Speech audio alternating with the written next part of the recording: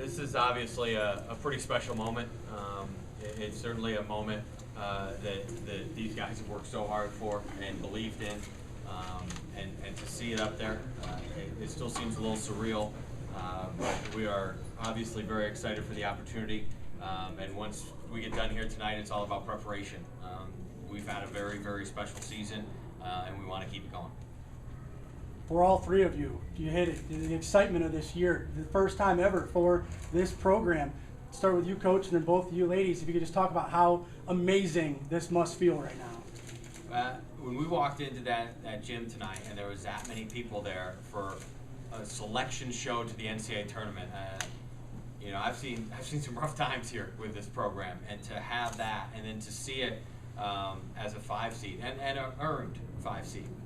What these guys have done, it's, you know, every time I'm sure is special, but the first time is obviously even more so, and to have done it with these guys who have just taken this program on their backs and taken it to another level is something that will always mean the world to me. Megan? I think it's exciting. I think it's a great feeling. I didn't know how excited I was going to react until I saw our name, and of course, y'all had to jump up with the excitement. So it's a great feeling right now. Yeah, I mean, this is just kind of seeing all the hard work pay off. It's kind of like just the best part of this, and finally seeing our name up there is just probably the best feeling. Jim, could you address the 2 teams from St. Bonaventure going to the NCAA? I mean, it's kind of a unique feat for a lot of schools, especially a school this size. Yeah, I mean, I've been here a long time, and to get to this point is just an absolute tribute to the kids in both programs. And they'll tell you too, I mean, the guys are good guys, and our kids are good kids, and they've worked, both groups have worked really hard. And the other thing, they're both very good. You know, with the way our men played this past weekend and the way we played for 2 months, there's no doubt that both teams belong there. And that's something that is, most people around here would have, I mean, Chuck's been here forever. I can tell you, he probably would say, never thought I'd see this day. And here it is. And I'm a little speechless with it, which usually doesn't happen with me. But it's something that both groups deserve, is the best way I can say it. And even more so that this fan base and this group of alumni and the current students deserve, because their passion never wavered. They always believed that this was a great place and supported us. And so I'm just really happy for them to be able to have this week and hopefully beyond. Jim, talk about the preparation in such a short turnaround time and what kind of... Yeah, you know, it's really not, though. You know, I mean, it's going to feel long, to be honest with you. Like, I'm sure I speak for these guys. We'd want to play Thursday. You know, I was hoping for a Saturday game. We want to play. And so, you know, my staff's already working. We have some, you know, that's a team that played some teams in our league. So we already have some video. You know, in the next day or two, we'll get more. We don't practice till late tomorrow. So we'll get ourselves prepared. You know, and then hopefully for the next few days, we can just kind of come back to earth, prepare, and do the basketball stuff we need to, get down there, settle in, and deal with the new distractions, and then just get to Sunday at 2:30 and you know, see what happens. Does Pat Pearson owe you a scouting report? Off the record, yeah. And that's great that we're going to see him, Sure. and you know, it's great that we're going to go to Florida. You know, that's not a bad thing. Again, for all three of you, Coach, you started to hit on it there. How do you temper what is obviously a crazy, exciting moment for the Bonnies and now focus on there's still basketball to be played?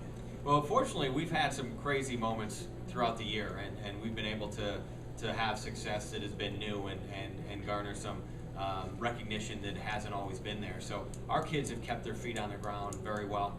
They've been able to focus on the next opportunity and get prepared as best they could, and I have no doubt they'll do the same. You know, obviously the excitement is heightened, and that's a great thing. That's a great thing. We should enjoy that. We should embrace it and be part of it.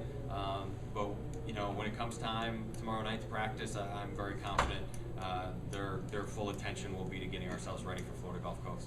And players, how do you two, I mean, as part of obviously saw you two hugging, something that means a lot as two seniors, how do you each go about refocusing and knowing there's still basketball to be played? I mean, all through the year, our team's done a really good job of keeping our focus and only looking, you know, short periods ahead at a time. So hopefully we can keep doing that. But, you know, if not, not that's going to be something that us as captains have to deal with, but you know, hopefully we'll get it done. I think the coaches do a great job as well, keeping us focused, constant reminders, and it's something that we've worked for as well, and we know mentally where we need to be. Question for all three of you guys as well. Do you guys go in with a little chip on your shoulder this tournament?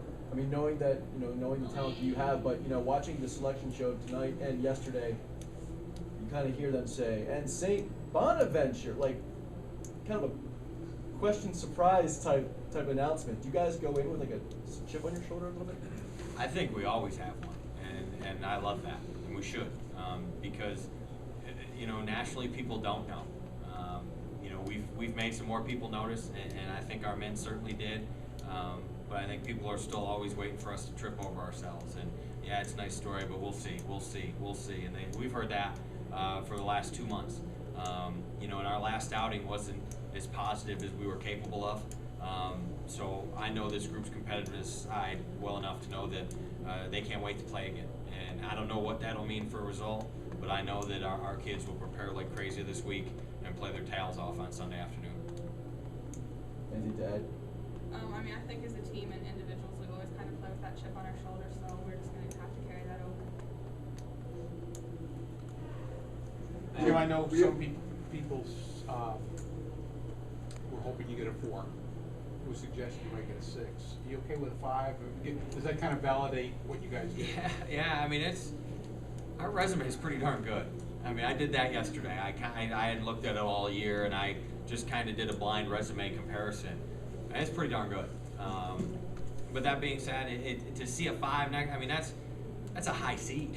I mean, that's not supposed to. That Xavier got a 4 or 3 last year. I mean, out of our league, it's hard to get that high a seed. So I think that is great that the committee recognized that. But when that ball goes up Sunday, seeds don't matter. It just matters how well you play and how well you're prepared, and that's what we've got to focus on. For either of the two ladies, talk about what it was like coming on campus, as freshmen, to this moment tonight, the journey that you took to get here. I think from the start, we knew that we had something special, and we've been working the past couple of years just for this moment, and finally having this moment to see everything that we've accomplished, and wanting more. So I mean, it's a great feeling right now. To think back 3 years, 4 years from now, it's a little surreal. Yeah, I mean, you pretty much summed it up, but I mean, our freshman year, there was a lot of excitement with our program. It's our first postseason, but I mean, ever since there, we've kind of wanted something more, so it's just great to